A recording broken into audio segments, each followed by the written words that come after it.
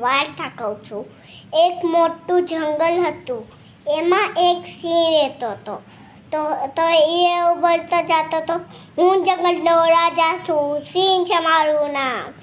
તો બધા પ્રાણીઓ સંતાઈ જાય.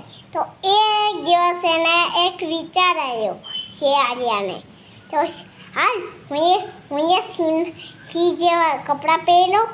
તો એના સિંહના કપડાં પહેરીને નીકળ્યો. એવું બોલતા જતા તો સિંહ જવાનું નામ. એવું બોલતા જતો હતો ને તો આ બીજો સિંહ આચુકલો એવું બોલ્યો કે આ બીજો કોણ શિયાળિયો જંગલનો રાજા. તો ડાઉન બદલાઈ ગયું.